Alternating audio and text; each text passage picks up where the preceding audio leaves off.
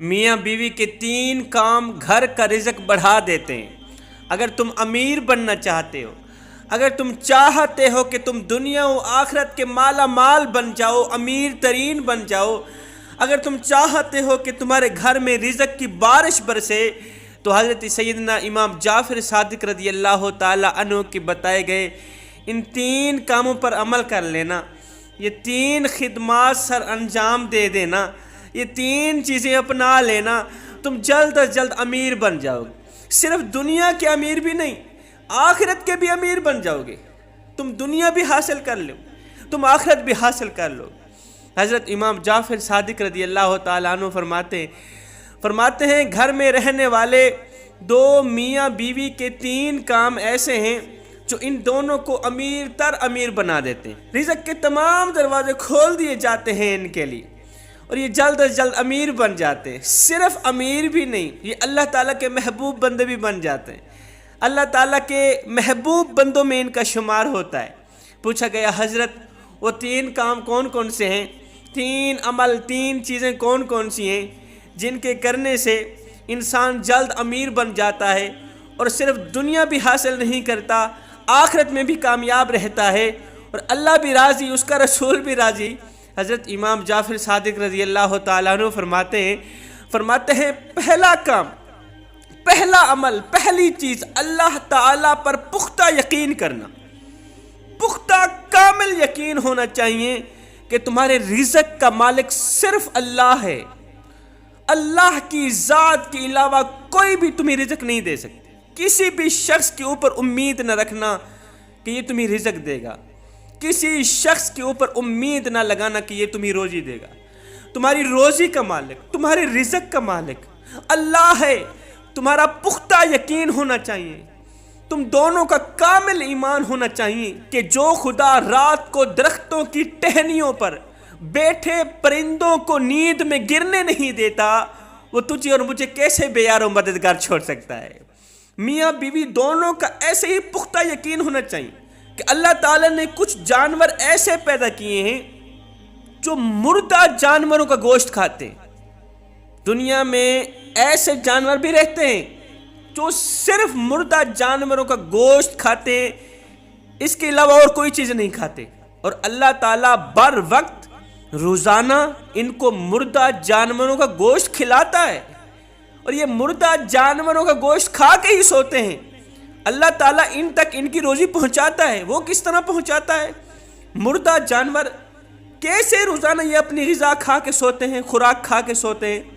حضرت امام جعفر صادق رضی اللہ تعالی عنہ کے پاس ایک شخص آیا، کہنے لگا حضرت جس طرح انسان طبی موت مرتا ہے، سب کے سامنے مرتا ہے، ہم انسان کو مرتے ہوئے دیکھتے ہیں، یہ جو جانور ہیں، یہ جو چوہے ہیں، یہ جو بلیاں ہیں، کیڑے مکوڑے ہیں، یہ بھی تو طبی موت مرتے ہیں نا، ان کے اندر سے بھی تو روح نکالی جاتی ہے نا، ملک الموت ان کے ہاں روح نکالتا ہے، ان کو مارتا ہے۔ ہم نے کسی بھی جانور کو راستے میں پڑا مرا ہوا نہیں دیکھا، البتہ جو جانور قید میں ہیں، پنجروں میں بند ہیں، اگر ان کو زہر دے دیا جائے، جو جانور قید میں مر جائے ان کو زہر دے دیا جائے، ان کی لاش تو ہم دیکھتے ہیں، لیکن جو طبی موت مرتے ہیں کہ حضرت اسرائیل علیہ السلام آتے ہیں، ان جانوروں کے اندر سے روح نکالتے ہیں، ان کی زندگی کا سورج ڈھل جاتا ہے، یہ وقت مقررہ پر مر جاتے ہیں، فوت ہو جاتے ہیں، تو جب مرتے ہیں تو ان کا جسم کہاں جاتا ہے؟ ہماری نظروں کے سامنے غائب کیوں رہتے ہیں یہ مرے ہوئے جانور؟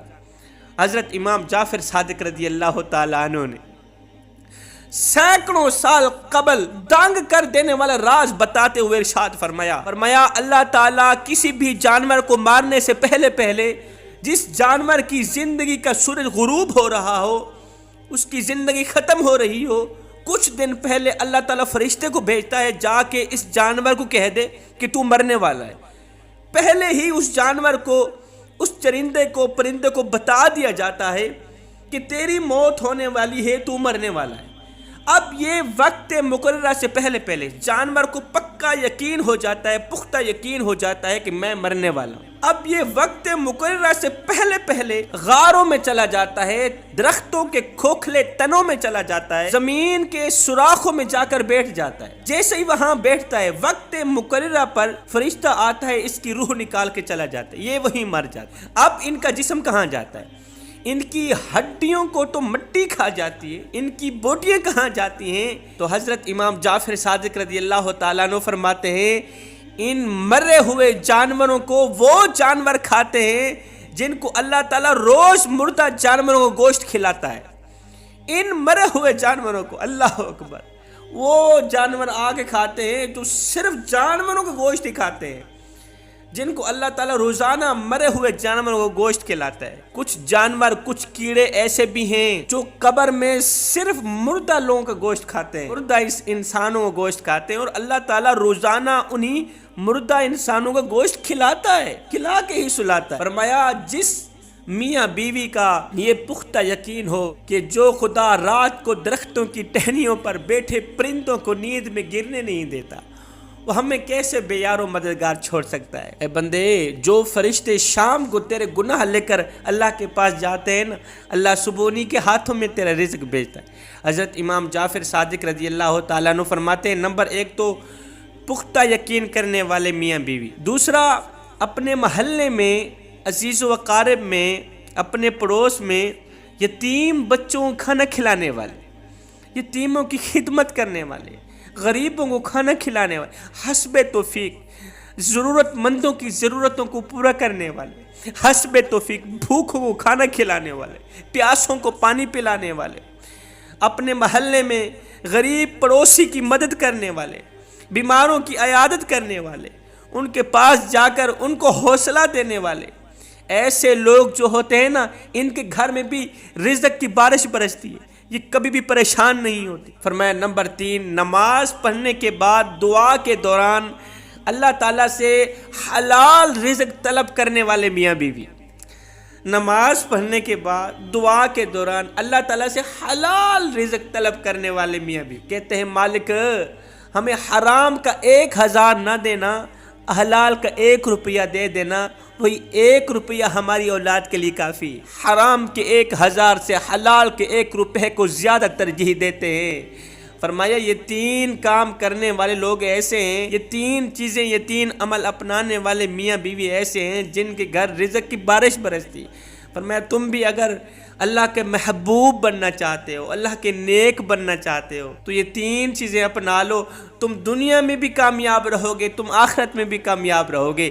میں دعا کرتا ہوں مالک ہمیں اچھی نصیحتوں پر عمل کرنے کی توفیق عطا فرما، مالک ہمیں دوسروں کی مدد کرنے کی توفیق عطا فرما، ضرورت مندوں کی ضرورتوں کو پورا کرنے کی، پیاسوں کو پانی پلانے کی، بھوکوں کو کھانا کھلانے کی توفیق عطا فرما، اپنے خدا پر پختہ یقین کرنے کی توفیق عطا فرما۔